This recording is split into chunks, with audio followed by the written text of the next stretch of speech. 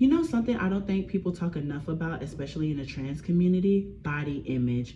And I'm not just talking about dysphoria. I'm talking about the pressure to look a certain way, the pressure to quote unquote pass, the pressure to look like the version of a trans woman that social media has described as ideal.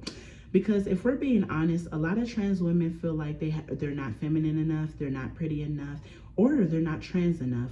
And that pressure can really mess with your head. So today I want to talk about the body image problem in the trans community and how social media comparison and the beauty standards are affecting a lot of trans women in ways people don't really acknowledge. Let's get into it on the Big Purr.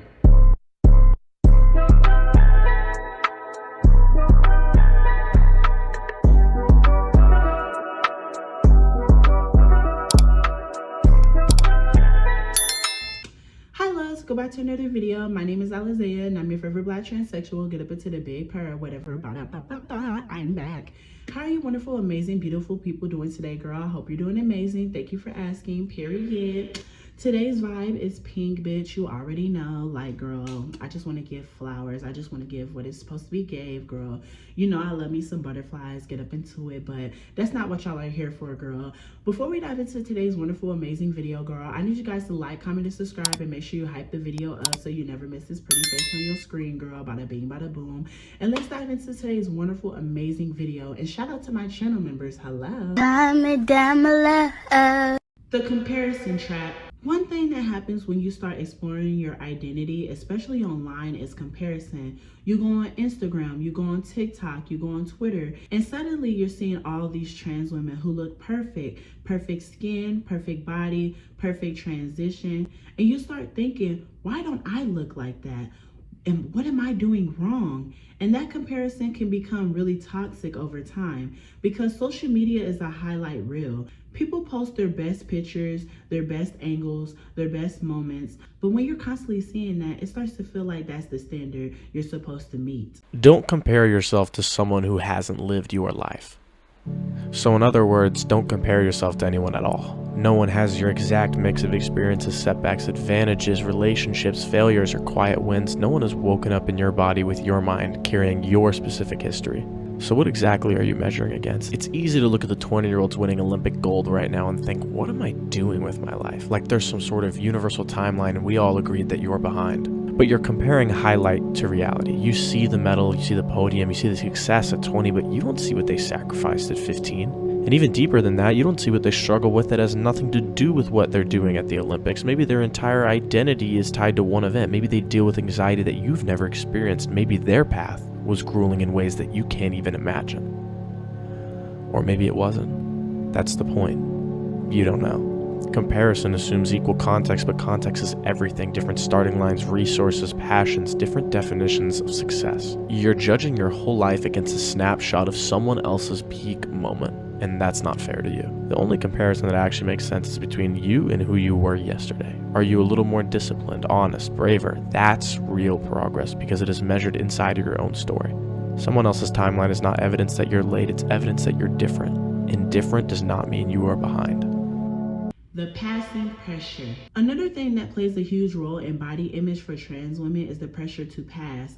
Passing has become a huge thing in this community. And for a lot of people, passing isn't just about validation. It's about safety, acceptance, and how people treat you in your everyday life. But the downside of that is that it can create the mindset where your worth starts being tied to how you look, how feminine you look, how beautiful you look. And that's a heavy thing to carry because now everything becomes something you analyze. Your voice, your body, your face, your height, your shoulders.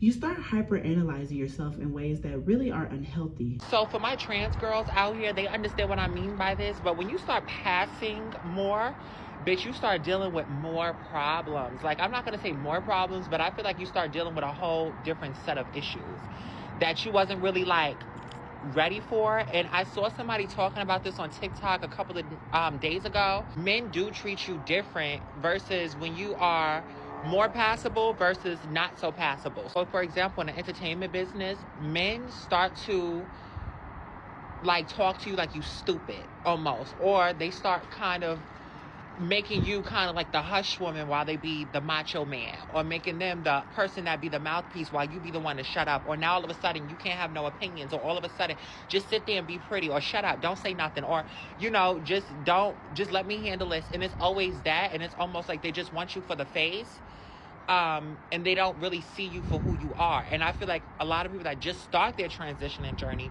they kind of have to make their way through the levels. And most of the time when you first start transitioning, men either treat you like they just want to fuck you, or like it kind of be given like, hey bro, I don't want no problems, I respect you and things like that. But when you start passing more, it's almost like more aggressive. I can't explain it. It's just a whole different type of feeling. Yeah, it's almost like you no longer start to feel like a fetish. You just start to feel like you are the prey. As a trans woman who has recently stepped into a different stage of my transition, of being passable and just having to navigate everything differently, it has been so hard. As a lot of you guys know who follow me, I have had my heart broken a little bit since moving to Florida and really stepping into wanting to give all the love I can give. And so I guarded myself, and I was like, I'm just gonna have fun. And I've had fun. But now I'm just like at this point where I'm like, damn, I could really like use less lust and more connection. And I just don't know if I'm gonna get that at any point. Yeah, I just felt like I had to share this with you guys because I love being real with you. I've been having fun. I'm going to continue to have fun, but like, fuck. I am just such a lover girl. Social media's role in body image. Social media has also created a very specific image of what a successful transition looks like. A lot of trans women who get the most attention online tend to fit the certain beauty standard, a slim body, an hourglass shape, and there's something wrong with that. But the problem happens when that becomes the only version of a trans womanhood that gets celebrated or amplified. But the reality is, trans women come in all different shapes and sizes and appearances, but social media doesn't always show that. Another part of the conversation that people don't always acknowledge is access. Not every trans woman starts their transition with the same resources. Some trans people, have support systems and have a supportive family. Some people have healthcare that covers hormones. Some people can afford surgeries. Some people just can't. And the thing is, some people start hormones early. And then there's people like me where we start hormones much later in life. Get unready with me while I tell you guys 5 things that I have learned throughout my transition as a almost 26-year-old trans woman. So coming in hot, the number one thing I've learned is that it takes time to transition. Even with all the money in the world, it takes time. Let's just say you had all the money sitting in your bank account right now to get every surgery imaginable and to afford hormones for a lifetime.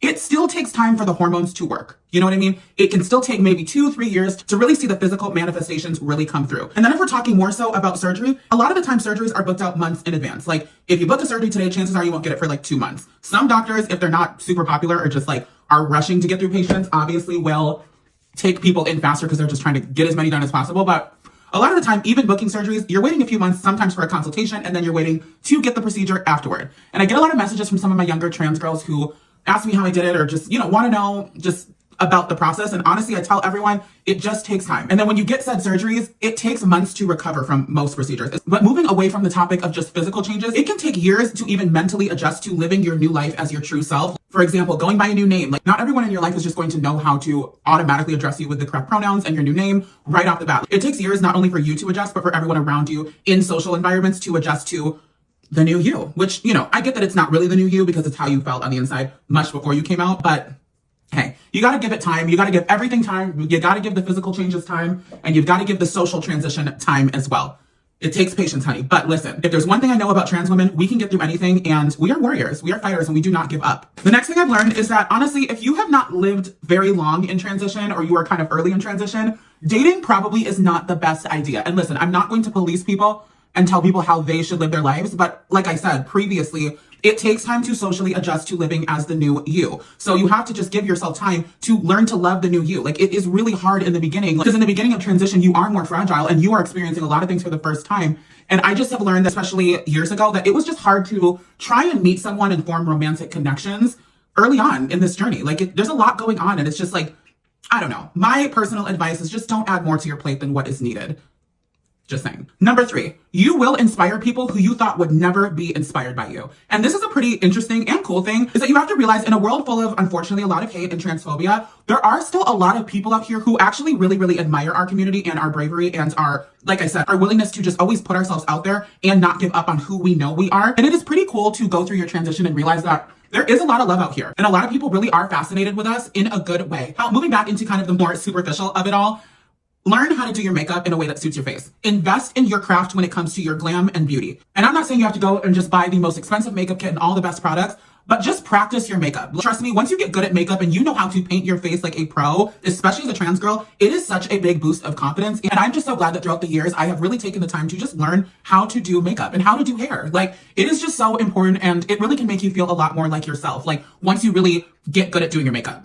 I know it sounds like, well, duh, but trust me, like, it really is a big tool to have in your back pocket to just know how to do your glam in a way that boosts your confidence, because you will just feel so much better about leaving the house and just going out in the world knowing that, girl, you look good. And last thing I've learned, especially more as of recently, is do not fall off of your hormone schedule. Just don't do it. Like, I have had to learn this the hard way. I have had so much hormone fluctuation. I have had so many fluctuations going on with my hormones in the past year, and it is just starting to settle and get into the range it should be again. So just take it from me. If you are just starting out, be really, really disciplined when it comes to your hormones and just stick to it, girl. Like, just take it from me. It is just not worth the trouble that it causes to fall off track and be inconsistent with hormones, because things can get out of whack really quickly. And then before you know it, you're switching to pills, then to shots, and then you might have to do a different form of it. Then you're going to the doctor again every 3 months and checking, which you should do anyway. Like, it just becomes a lot of trips to the doctor, a lot of changing doses, and it is just a mess, okay? Dysphoria versus beauty standards. We might think something is wrong with our body when in reality we're comparing ourselves, because something that we think that is dysphoria is actually just internalized unrealistic beauty standards.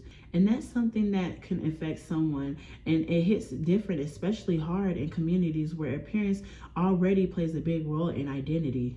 Now let's have an honest conversation. Honestly, I think this is something that we need to talk about more openly, because the reality is some trans women, and not every trans woman is going to look like an Instagram model, and not every trans woman is going to have the same transition. And that doesn't make someone less valid, less feminine, or less deserving of respect. Transition shouldn't feel like the beauty competition. It's supposed to be about being more comfortable in your own identity and not trying to meet someone's impossible standard.